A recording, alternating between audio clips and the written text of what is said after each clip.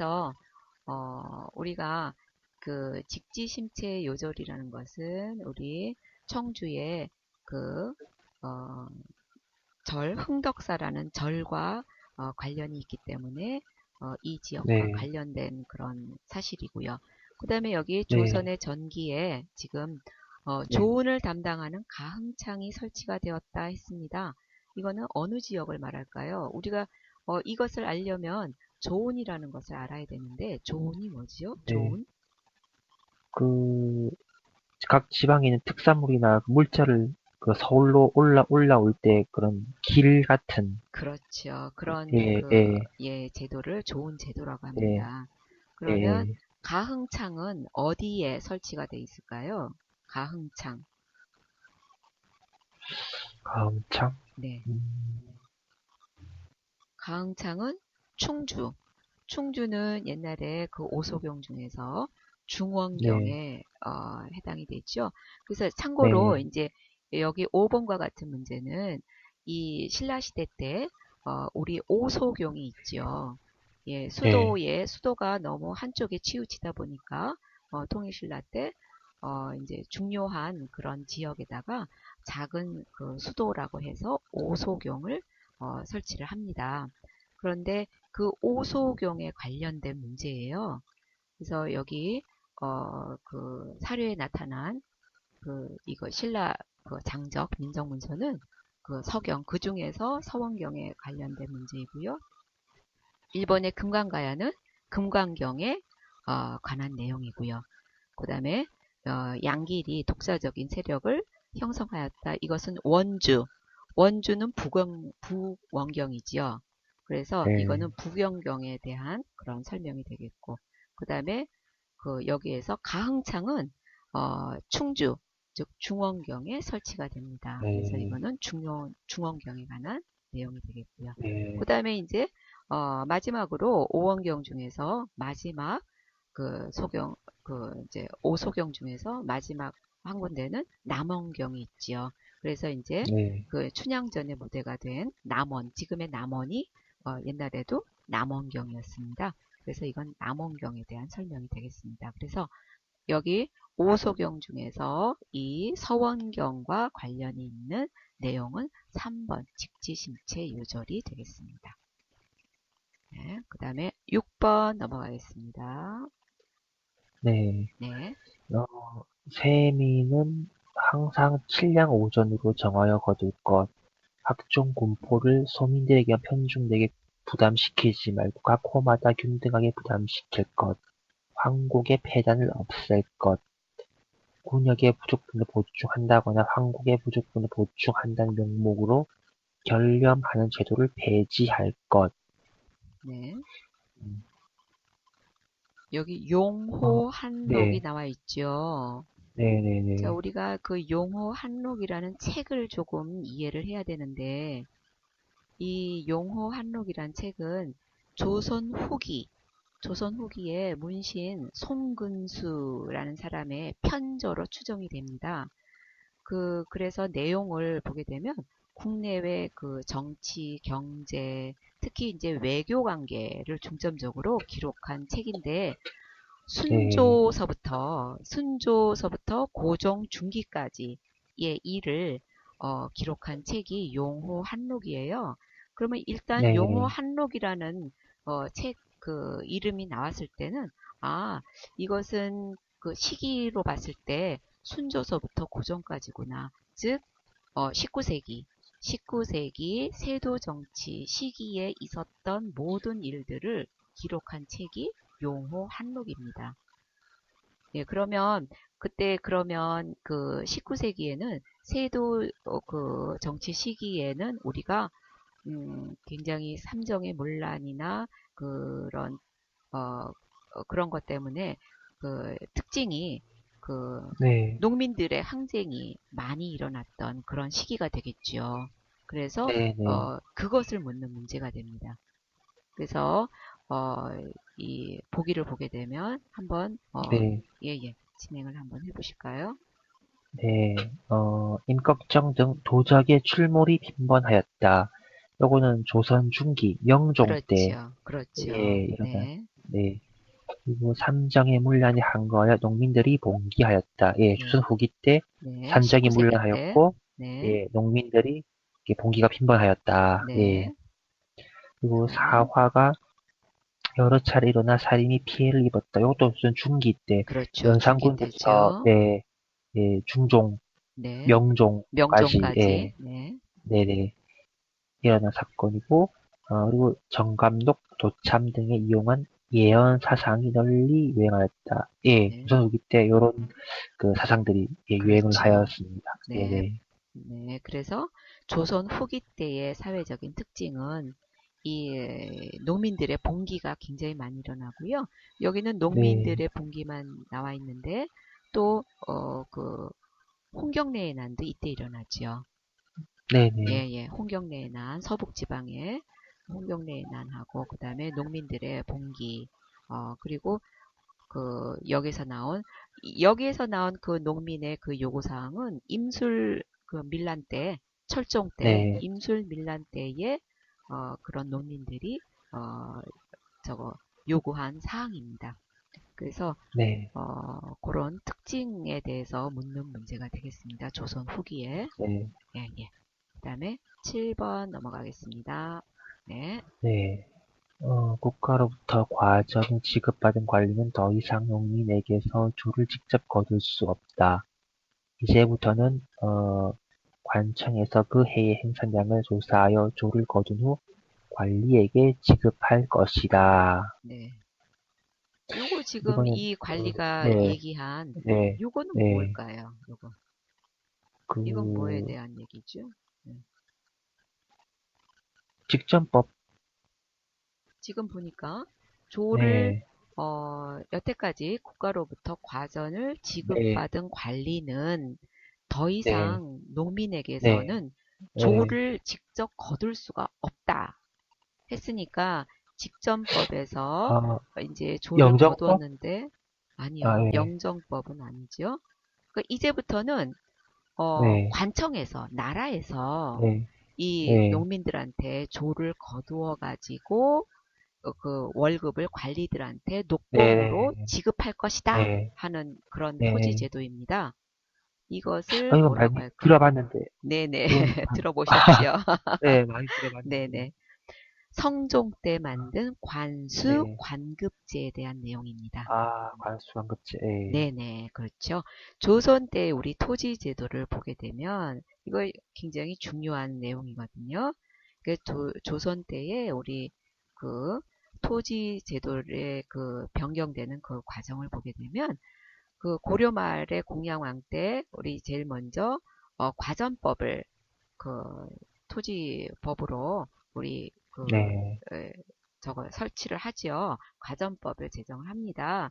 그래서 과전법이 조선 건국으로 이루어지면서 어 이제 그 과전법이라는 거는 공신, 그 지나간 공신, 그다음에 돌아가시면 그 이제 유가족들한테도 그 과전이 주어지고 하는 그런 법이었는데 더 이상 줄 토지가 없었기 때문에 세조 때에 오면은 현직 관리들한테만 주는 그런 그 직전법을 실시를 하지요. 그래서 네, 이제 근데 직전법은 현직 관리한테만 주어지기 때문에 이 네, 관리들이 퇴직 후에 어떤 보장이 없는 제도이지요. 그래서 네, 재직 중에 굉장히 수탈이 심해집니다. 그래서 이에 대한 네, 대책으로 이제 성종 때 이 관수 관급제를 실시를 하게 되는데 그 내용이에요. 그래서 네, 이제 관청에서 이제 그 해의 생산량을 조사해서 조를 다 국가가 조를 다 거둔 다음에 그 다음에 이제 그 관리한테 그 이제 직전세라고 해가지고 관리한테 녹봉 비슷하게 그렇게 지급을 합니다. 그것이 네, 관수 관급제고요. 그러면 네, 이 정책이 반포되는 배경이 네, 무엇일까? 그거를 고르는 문제예요.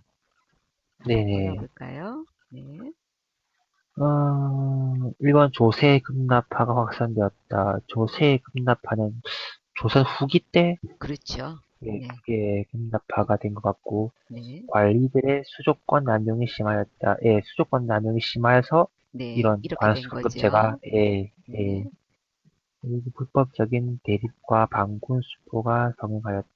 요거는 그 영조 때 규격법에 그렇지요. 예, 예. 이거는 에 이제 대한 내용, 예, 예, 전세에 대한 내용이 아니고, 이제 토지제도에 대한 네, 내용이 아니고, 이거는 이제 네, 군역법에 대한 네. 내용이고요. 그 다음에, 그리고 권문 세족이 불법으로 농장 확대하였다. 요건 고려 때, 고려 후기, 고려 예, 말, 네, 고려 고려 말에, 말, 네, 예. 그리고 도조법으로 소작료를 납부하는 농민이 늘어났다. 도조법, 여기 영조 때인가? 어, 예, 영조 때, 네. 정조 때? 그러면 예, 예, 도조법은 뭐 예. 하는 법일까요? 도조법이라는 게 뭐죠? 어, 왜 타조법, 도조법 이거 들어보셨지요? 많이 들어봤는데, 네네. 갑자기 생각이 안 나네. 그게 예, 뭐냐면 예. 도조법, 타조법, 도조법이라는 것은 지대법입니다. 땅을 빌리는 값이에요. 땅을 아, 임대해가지고 내가 쓰는데, 예, 네네. 예. 네, 그거에 대한 그런 대가로 지불하는 네, 네, 그런 법이 됩니다. 그래서 우리가 이제 그 타조법 해가지고 이건 조선 전기 때는 타조법으로 그 납부를 했고요. 조선 후기는 도조법으로 우리가 이제 농민들이 그 도조법으로 그 지주한테 수확량의 도조법은 수확량의 3분의 1을 지주한테 바치는 거고요. 타조법은 네, 병작 반수제여서 일단 그 수확량의 반을 바치는 겁니다. 그래서 네, 조선 후기가 조금 더 이제 낫지요.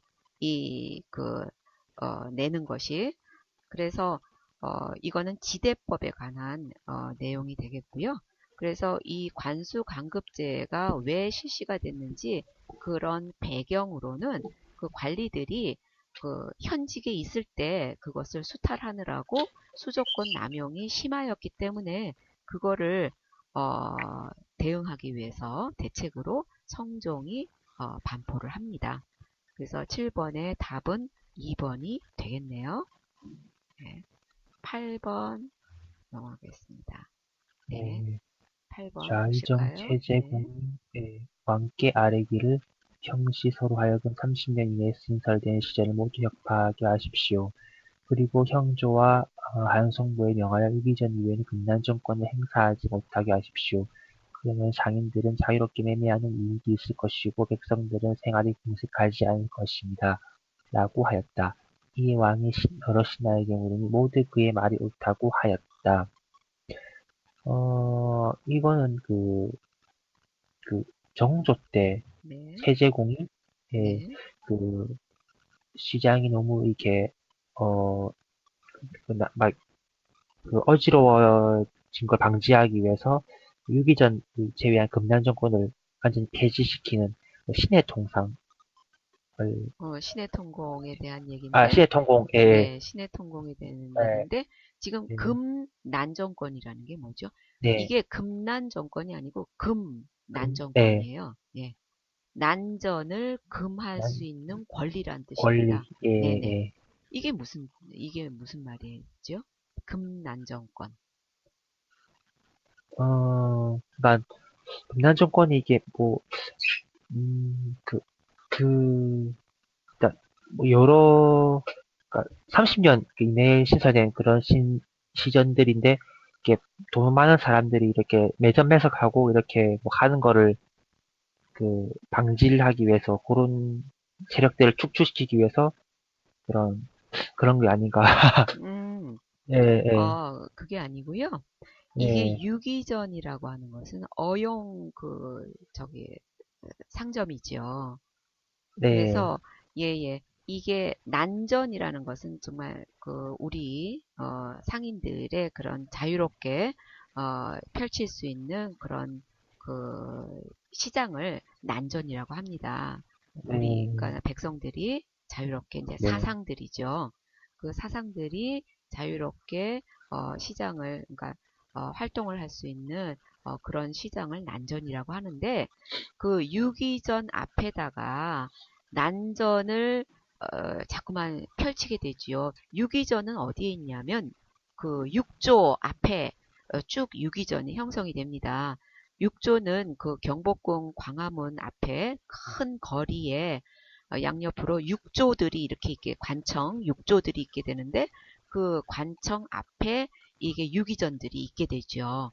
근데 이제 그 난전상들이 그런 유기전 앞에 와서 그 이제 상업 활동을 펴게 되는데 그것을 금할 수 있는 권리를 이 유기전한테는 주는 거예요. 유기전은 시전을 말하는 거거든요. 그런데 네, 그 금할 수 있는 그런 권리를 주기 때문에 이때는 좀 자유롭게 우리 사상들이 발전을 이렇게 크지를 못합니다. 그래서 그것을 그 활성화시키기 위해서 이 그 정조 때 그 신해 통공을 우리가 실시를 하는데 그래서 네, 금난정권을 그 혁파를 하는 거죠. 못하게. 예, 네, 예. 네, 못하게 하니까 그로 인해서 우리는 사상들이 굉장히 발전을 하게 되는 계기가 되는 거지요. 그래서 상인들이 이제 자유롭게 매매하는 이익이 있을 것이고 그러면 그에 따라서 백성들이 생활이 펴질 것이고 그렇게 해서 이 체제공이 그 정조에게 그렇게 건의를 합니다. 그래서 실시하는 것이 신해 통공이에요. 그래서 이때 신해 통공 그러면 벌써 조선 후기니까 조선 후기의 경제 상황에 관한 문제가 되겠습니다. 네. 예, 1번부터 보시게 되면 건원중보가 주조되어 사용되었다. 건원중보는 이거는 어 고려시대 때, 네, 고려 예, 성종 때 10세기 네, 말이죠. 네, 예. 그리고 인삼, 연화 등 상품 작물이 재배되었다. 네, 상품 작물이 후기에 많이 재배가 되었고 그렇죠. 일부 농민이 광자가 통해 분홍을 흥정하였다. 광자가 네, 통해 분홍을 흥정하였고 네, 덕대가 물주에게 자금을 받아 광산도 유행을 하였고 네, 모내기법, 벼보리 이모작도 조선 후기 때 성행이 되었고, 네. 자, 답은 1번이 답은 되겠네요. 1번이 되죠. 여기서 네, 보면 이 문제는 우리가 조선 중기까지의 사회하고 지금 조선 네, 후기로 넘어오면서 사회는 굉장히 상황이 달라집니다. 그래서 조선 전기에서는 주로 우리가 농업 중심의 그런 사회였다면 이제 후기로 오면서 화폐가 유통이 되면서 우리는 이제 상업이 많이 발달을 하게 되죠.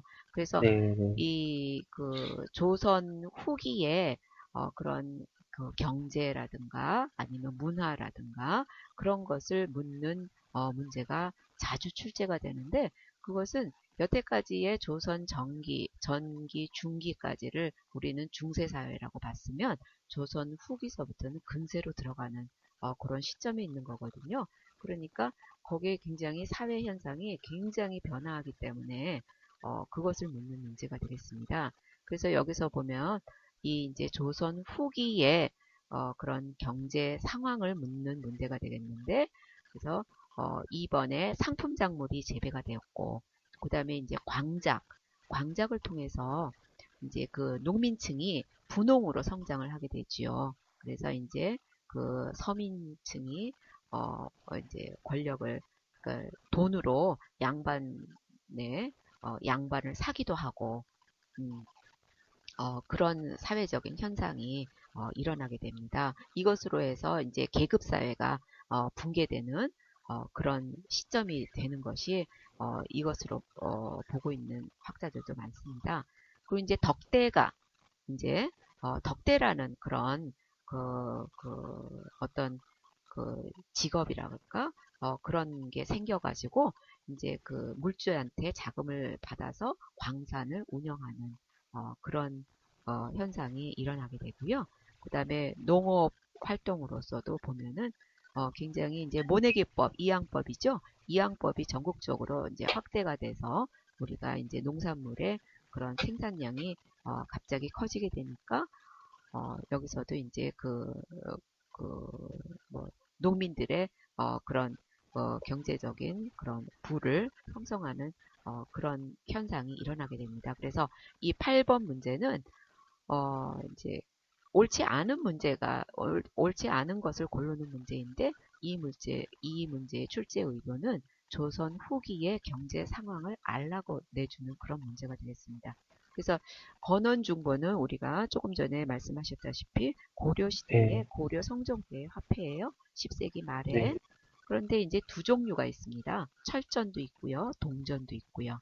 근데 원래 이제 건원중고라는 돈은 그 당나라 숙종 때 주조가 된 건데 우리 거하고 우리의 건원중고하고 달리 그거를 구분하기 위해서 우리 그 건원중고에는 뒷면에는 동국이라는 글자가 표기가 되어 있습니다.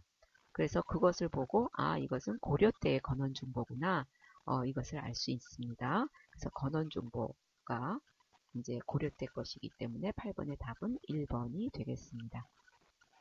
자, 9번 넘어가겠습니다.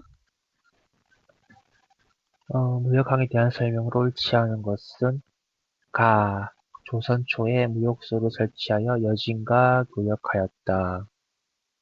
어, 그 회령, 경성 그런 네, 쪽에서 여진과 교역을 할 것 같은데 가는 지금 그렇죠. 원산, 예, 함흥 원산 쪽 지금 같은데, 보면은 네, 지금 네, 가가 원산이죠. 예, 네, 예. 네, 그런데 이제 여진하고 교역을 하려면 아무래도 이제 북쪽 지방이 돼야 되겠죠. 여기 네, 네, 국경선 있는데 네, 국경선에 조금 전에 말씀하셨다시피 회령, 회령 네, 게시가 있고요. 그 다음에 여기 네, 위에 요 부분에 경원 게시가 있습니다. 네, 네, 북간후시라고 하죠. 그래서 네, 이제 이 여진과 교역한 그런 지역은 뭐 회령이라든지 경원이라든지 네, 경흥이라든지 이런 지역을 말하는 것이기 때문에 벌써 이제 네, 나왔네요. 답이 옳지 않은 것은 네, 1번이고요. 그 다음에 2번을 네. 한번 살펴볼까요? 조선 말에 강화도 조약으로 개항장이 설치되었다.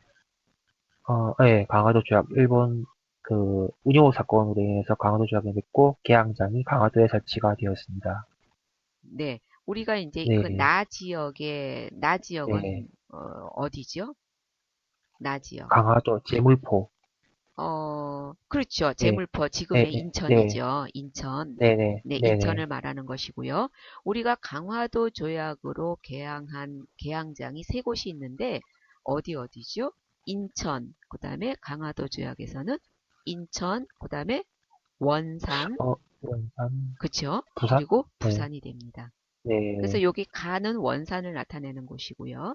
나는 네, 지금 인천을 나타내는 인천, 곳입니다. 네, 네네. 그래서 이거는 맞는 지문이 되죠.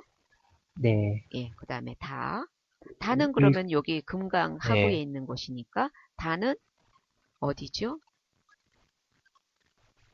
여기는, 예, 지금 금강 하구에 있네요. 지금 네, 보니까. 네, 다는 전주, 군산입니다. 군산, 전주는 네, 내륙 지방에 있으니까 전주는 아니고요. 네, 무역항이니까 네, 항구니까 이거는 군산을 나타내는 곳인데 자, 군산 하면은 우리가 일제 강점기 때에 쌀 수탈의 전초 기지였습니다.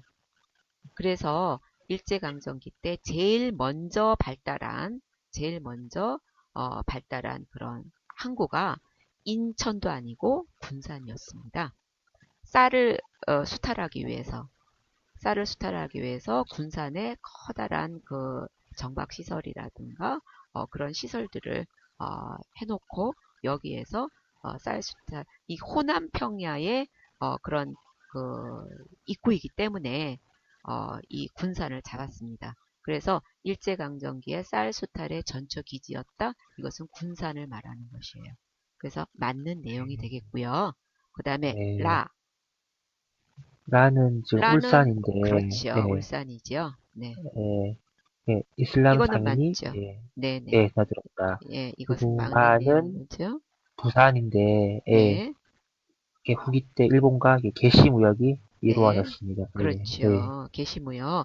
여기서 이제 그때 이제 조선 후기 때는 여기를 부산이라고 그러지 않고 동래라고 했죠. 동네, 네. 네, 동래에 가면은 우리가 외관 게시가 있습니다. 그래서 게시무역, 외관 게시를 말하는 것이고요. 이거는 맞는 내용이 되겠습니다. 그래서 지금 틀리는 것은 지금 1번이 되겠네요. 네, 네. 그 다음에 10번 넘어가겠습니다. 네. 네. 고려 사람들은 딸을 낳으면 곧 감추고 오직 그 비밀이 탄로날까 두려워하여 이웃 사람들도 볼 수가 없다고 합니다. 원에서 사신이 올 때마다 놀라 서로 돌아보며 말하기를 무엇 때문에 왔을까 처녀를 잡으러 온 것은 아닌가 아내와 첩을 데리고 온 것은 아닌가 합니다. 요거는 그 원나라 그 원 간섭기 때 네. 그 공녀들을 그렇죠. 데리고 네. 가는 공출한 그런 거. 네. 예, 그런 모습인 것 같은데 네. 고려 원 간섭기 때 네. 그 포기에서 네. 원 간섭기 때 남자들이 변발을 하고 호복을 네. 입었고 입었고. 여자들이 족도리를 네. 써서 결혼을 했습니다. 예. 네. 네. 이게 김치 담그는데 고춧가루 넣은 거는 무슨 고춧가루. 후기 때 조선 예, 후기 때죠. 조선 후기 네, 때. 예, 네. 네. 그 그다음에 청포 물고기 채소를 섞어 탕평채를 먹었다. 탕평채. 탕평채는 이거 명조 때, 영조 때. 그렇죠. 영조 예, 때에 그 탕평을 하느라고 탕평채를 먹은 것이 그때 네, 이제 유래가 됐다고 해서 이거는 영조 때의 이야기고요. 이제 네, 여기에서 나오는 이거 고려, 그러니까 공려, 그 공추라는 이런 네, 내용들을 보게 되면 우리가 이제 원간섭기라는 것을 알 수가 있는데 그럼 우리가 원간섭기는 언제부터 언제까지를 원간섭기라고 하는지 한번 정리를 해서 보면 고려는 네, 이제 몽골 침략을 언제부터 언제 받냐 하면은 고종 때 고려 고종 때 1231년에 몽골 침략을 받습니다. 그러면 이제 네, 그때서부터는 한 30년 동안 항전을 하게 되죠. 고려 이제 그 대몽 항전을 하게 됩니다. 그런데 네, 같은 뭐 고종인데도 고종 그 46년에 그러니까 30년 뒤에 1259년에 강화를 맺죠. 그러면 네, 강화를 맺은 그 해로부터 공민왕, 공민왕 때까지 반원운동이 성공할 때까지 그 기간을 우리는 원의 간섭이라고 합니다. 그렇게 해서 따져보면 한 97년? 97년 정도이고요. 근데 일부에서 네, 학자들은 우리가 이제 그 무신 정권이 이제 붕괴가 되고 개경 환도가 이루어질 때까지 고려 대몽 항쟁은 계속되었다고 이제 주장을 하는 학자들도 있습니다. 그리고 그 네, 다음에 삼별초, 삼별초가 이제 제주도에 가서 끝까지 항쟁을 하지요. 그래서 이제 네, 삼별초가 이제 진압된 그 1273년 거기까지를 대몽 항쟁의 종료 시점으로 보기도 하는 학자들이 있습니다. 이런 견해로 보자면 우리가 이제 원간섭기가 97년이 아니고 한 80, 한 3, 5년, 85년 정도, 85년간의 시기를 말하는 것이고요. 그냥 일반적으로는 이제 그 몽골 침략을 받은 해서부터 따지니까 한 97년간의 시기로 봅니다. 그래서 이제 원간섭기 거의 1세기 동안이죠. 1세기 네, 동안의 우리의 그런 사회 모습을 묻는 문제가 되겠는데 그때는 이제 남자들은 이렇게 변발을 하고 호복을 입었고 여자들의 족두리 또 뭐 소주 다 이렇게 해서 그 다 들어옵니다. 이때 음, 그런 문제가 되겠고요. 그 다음에 11번 네, 넘어가겠습니다. 네. 경들은 이 책을 널리 보급하여 생산을 늘리는 데 힘쓰도록 하시오. 드디어 우리 풍토에 맞는 농사를 처음으로 완성하였습니다. 이거는 세종 때 네, 농사 세종 때 직설을 그렇죠. 여기 이게 한자, 예, 농사직설이라고 나와 있네요. 네, 네. 그 세종 때 있었던 일을 네, 찾으면 될 것 같은데, 그렇죠. 세종 예, 때의 경제 상황입니다. 우리가 이제 네, 경제로 보면 제가 이제 조금 전에도 조선 후기의 경제가 굉장히 중요하다고 했는데 우리가 네, 조선 전기하고 후기는 굉장히 다릅니다. 조선 네, 전기는 우리가 이제 조선 시대에 가장 중요한 산업이 토지를 경작하는 농업이었죠. 농업이기 때문에 조선 전기의 왕들은 될 수 있으면 농업 기술을 이제 발달시키려고 그래서 이제 그 세종 때에 오면 우리가 조선 전기에 오면 과학 기술이 굉장히 발달을 하게 되죠. 그건 왜 네, 그러냐면 농업 생산량을 늘리기 위해서 농업에 필요한 그런 그 자연 그 천문학이라든지 이런 것이 발달을 하게 됩니다. 그래서 조선 네, 전기에는 농업이 많이 발달을 하게 되고 특히 세종 때 와서는 이게 우리 풍토에 맞는 농서를 완성을 해서 전 국민에게 보급을 하는 이런 상황까지 이어지게 되는데 그런 특징적인 조선 전기의 경제 상황을 묻는 문제가 되겠습니다. 한번 살펴보게 되면 이게 그 4번만 이게 전분 구등법으로 이게 세종 때 일이고 나머지는 전부 조선 후기 때 그렇죠. 일어난 현상이, 예, 그렇죠. 우리가 그래서 조선 후기하고 전기는 굉장히 다르다고 말씀을 드렸죠.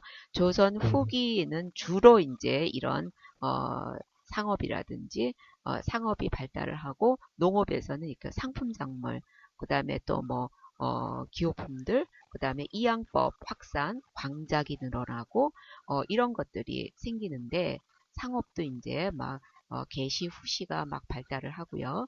이렇게 생기는데 이 전기의 특징은 전세액이 풍융에 따라서 고등급으로 차등부가 되었다. 이거 풍융에 따라서 부과된 것은 세종 때 연분 구등법이고요. 그 토지의 네, 비옥도에 따라서 차등 부과된 것은 전분 육등법입니다. 그래서 네, 예예. 그래서 이제 세종 때에 있었던 상황으로 맞는 것은 4번이 되겠네요. 네, 그 다음에 12번 넘어가겠습니다. 네, 오늘 12번까지 해야 될 것 같네요. 자, 네, 12번. 네.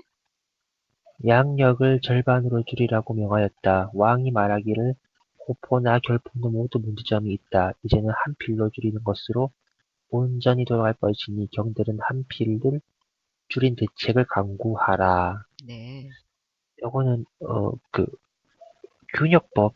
네. 예, 영조가 네, 말한 균역법이죠. 네, 근데 균역법을 이렇게 반포를 하면서 네, 그러니까 양민들의 역할은 절반으로 네, 줄이라고 했습니다. 이때 네, 국호를 1년에 두 필씩 내거든요. 두 네, 필씩 내는데 한 필로 줄였어요. 한 필로 네, 줄였으니까 국가 재정이 굉장히 줄어든 거죠.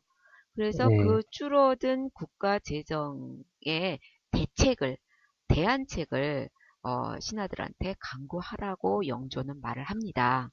그래서 그 네, 대책으로 맞는 것을 고르는 문제예요. 네. 그러면 뭐가 될까요?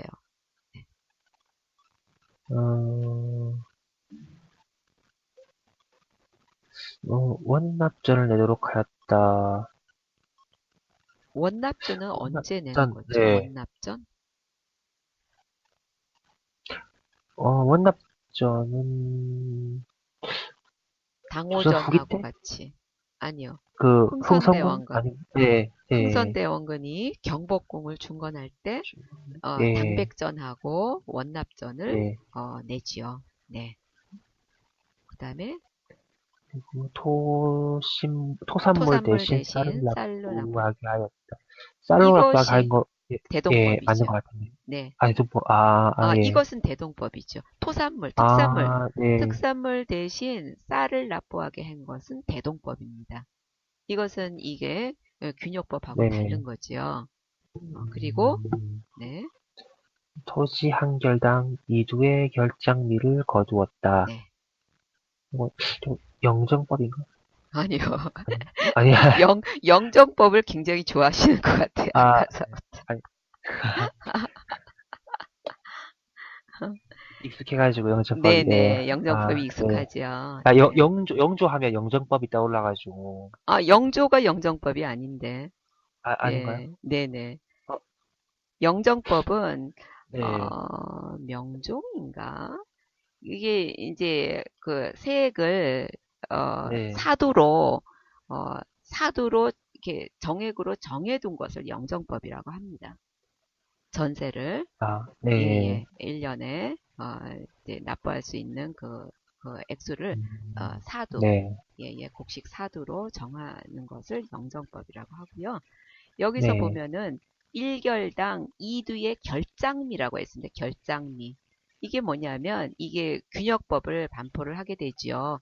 균역법은 네, 농민들한테 그 군포의 그 부담을 줄이라고 이제 줄이기 위해서 만든 법인데 절반으로 줄이게 되지요. 절반으로 줄이게 되니까 이게 국가 재정이 이게 그 줄어들게 되잖아요.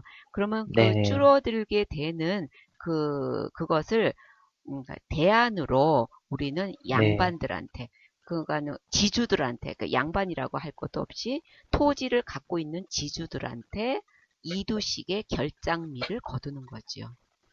이 대안책이 이 네, 대안책이 네, 균역법의 대안책으로서의 하나가 그 네, 지주들한테 1결당 2두의 결장미를 거두는 거 하고 그 다음에 네, 일부 상류층, 이거는 일부 상류층이라고 했는데, 놀고 있는 그 한인들, 우리 그 양반의 자제들이 일하지 네, 않으면서 이렇게 놀고 있는 그런 자제들이 있어요. 그런 네, 자제들한테 선무군감포라고 해서 부과를 시킵니다.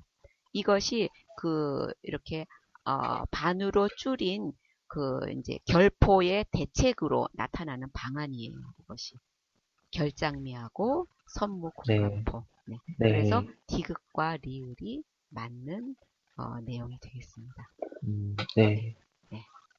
그래서 지금 시간이 조금 가긴 했는데 네, 제가 조금 더 이제 보충을 해드리자면 이게 이제 균역법이 1751년에 반포가 됩니다. 그러면서 네, 이제 군포 이제 그 간필에 따른 여기 이제 그 급대 그 재정으로 이제 그 대책을 강구하라고 했죠. 그래서 나온 대책이 6가지가 있는데 첫 번째가 뭐냐면 그 군대를 이제 그 여러 군대로 나눠져 있는 그 군문을 합쳐가지고 그러면은 군사비가 좀 절약이 되지요. 거기에서 얻는 재원이 약 한 10만 양이 된답니다. 그 10만 양. 그 다음에 두 번째로는 그 선해청과 지방관청 경비의 일부를 균역청 재원으로 그 이관시켜가지고 거기에서 얻는 재원이 또 한 7만 양 정도. 그 다음에 여기에서 말한 선무공간포. 이 선무공간포를 한 필씩 부과를 하게 되거든요. 그 한 필씩 부과해서 얻는 재원이 한 5만 양 정도. 그 다음에 이제 어장이나 그 다음에 그 어전세, 염세, 그 다음에 선세, 배를 타는 그런 선세의 수세로 얻는 10만 양.